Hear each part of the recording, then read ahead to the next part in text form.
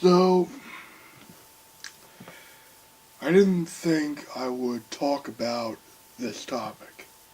This topic being, this jack-off who abused his kid. For the views, for the prank. It's just a prank, bro. Oh, yeah.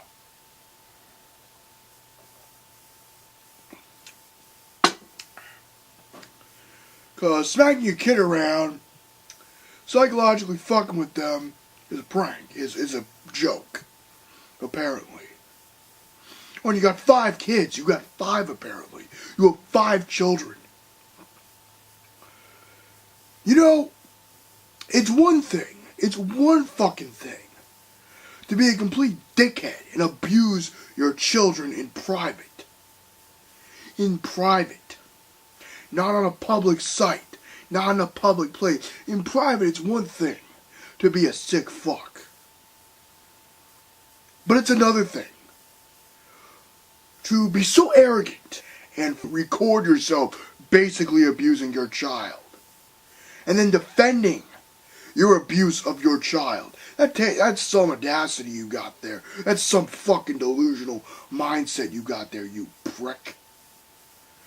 Why are you so offended, Darth? Why you gotta be throwing your hat in the ring? You fucking 390 sub YouTube channel, piece of shit motherfucker. I'll fucking tell you why. My mom and dad went through hell to get me. I'm their only son. I'm their only child. My mother and father went through hell to get me. I will repeat that. This was the mid-90s when they got me. Okay? My mom and dad had to go through all these tests, all these medical things, all this new experimental medical shit just to get me. I was conceived in a test tube, for God's sake. Okay? That is the level of shit my mom and dad had to do to get me. To even conceive me. Then, on the day I was born, I was supposed to be delivered on January 1996. That was supposed to be my due date. I was born on October 25th, 1995. I was born prematurely. My dad had to cover my mom's eyes because as my dad put it, a lovely shade of blue. I couldn't fucking breathe. So my parents went through all that shit just to get me. And then I'm born. And I'm like, and my dad and mom have to worry if I'm going to have extreme mental disabilities or physical disabilities or cerebral palsy or some shit like that. So a couple goes through that.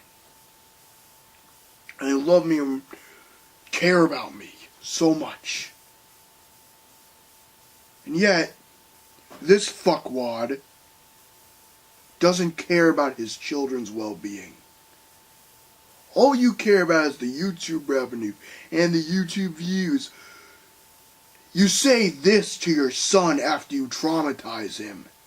Because, oh yeah, you certainly care about your fucking kid's well-being. To say this to your kid, you fucking piece of shit.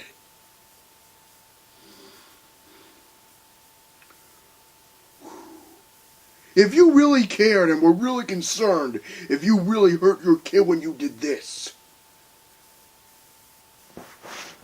you would 1, not upload the video. You would 2, shut off the camera like that. It doesn't take that long to shut off a camera if you're recording from a camcorder or a DSLR or a phone. There's a little button on there where you can press the little red fucking button, start and stop like that. Like, oh my God, are you okay? Are you okay? Oh Jesus Christ, how bad is it? Come here, what's wrong? You comfort your kid. You don't humiliate them and you don't abuse them and you do not manipulate your child on camera, which is what you were fucking doing, you fucking piece of shit. You were manipulating your kids. Oh, it wasn't abuse, they're just haters. You look at that kid in the eye and you can see he's traumatized. He doesn't like his dad. He doesn't like his stepmom. And then the stepmom and the father are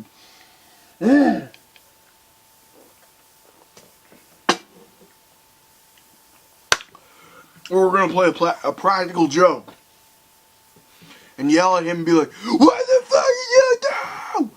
First of all, you say "fuck" around your 10-year-old. What the fuck does that say about you in real life? Huh? The fuck does that say about you? How you discipline your kid? The worst language my dad ever used at me when I was a kid was probably "God damn it" or something. And then he immediately apologized. Okay, my parents knew when they fucked up and they made me feel a certain way, they would be like, "Oh God, are you okay? What did we do? What can we do to help you?" They would reflect on it like that. And then the mom laughs at this boy. As he's traumatized, as he clearly doesn't know what the fuck to do. I'm sure people have made these compilation videos, and it's sick. It's sick that you can even make these compilation videos about how fucking shitty of a dad this guy is. There are very few things, actually there are a lot of things. No, there are very few things that would make me want to physically beat the shit out of someone. But abusing a kid like that crosses a fucking line. If I was able to, one, let me give you a list of what I would do for this kid if I could. If he was in a foster care center. One, if I was organized and had my own apartment, I would take the child in. I would raise him as my own. I would make sure that boy gets the love and care of a father that actually cares for him, that cares about his well-being, and wants to make sure he's fucking safe. That will shelter him from any harm. Any harm that comes near him. Or I would never, ever lay a hand on that boy. I would never lay a hand on that boy. Especially the way that guy did.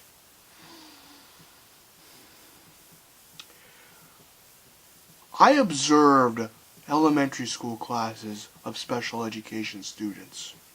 Because when you observe to be a teacher and you're thinking about where your profession is and you think you're going to teach elementary school students, you study it. You observe the class. You observe how the teacher teaches. You ask the teacher questions.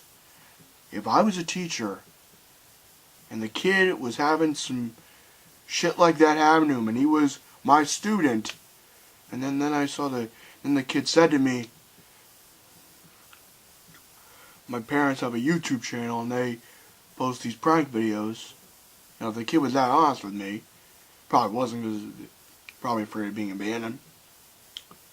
But if I saw that shit and I was that boy's teacher, it would take every fiber in my being, all of my emotional and mental energy, to not want to beat the fuck out of him myself. Because you don't do that. I would do what I could to make sure that kid was safe. If he was my student.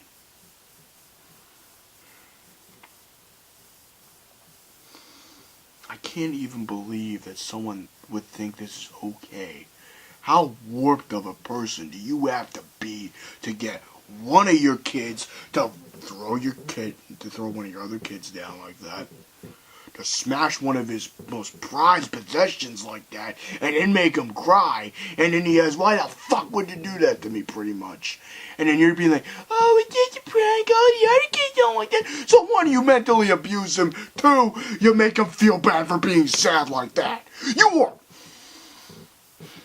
know what? If that story is true, if that woman is right about being the other woman who's not your bitch of a wife, okay, and that woman is that boy's mother, the one Philip DeFranco brought up, and the allegations are true, I hope she sues you and she takes that kid out of your fucking presence, and you are banned from ever seeing that boy again as long as you live. You do not deserve the gift of being a father. You do not deserve the privilege of being a father. You don't deserve it at all. There should be a restraining order on you and your bitch of a wife's dad from that boy and any of your other children that are going through the same shit in that home. You are a disgusting person. You are a vile human being for doing that to your boy and your daughter. You are on some level of fucked up. You are on a new level of what the fuck. Okay?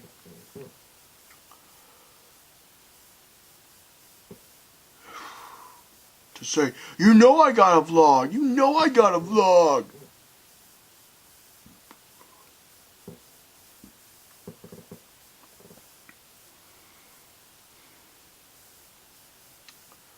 You can go fuck yourself. And when that kid grows up, you better pray to God that kid, you better pray to God that you don't get sick. Because when that boy grows up, he'll remember what you did to him.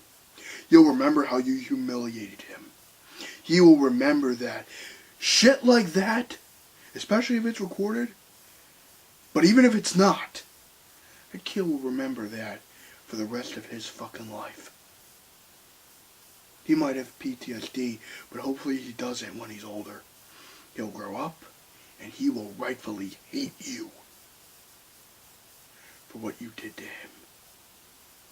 He will rightfully despise you and stay the fuck away from you. To him, to your son Cody, if he grows up and doesn't have some PTSD shit from what you did, you will be dead to that boy.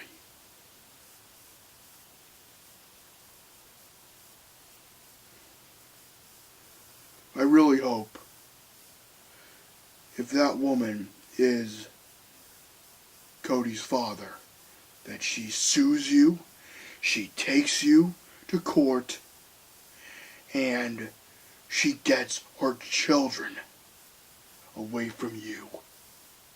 You abusive scum. Live long and prosper and have a nice day.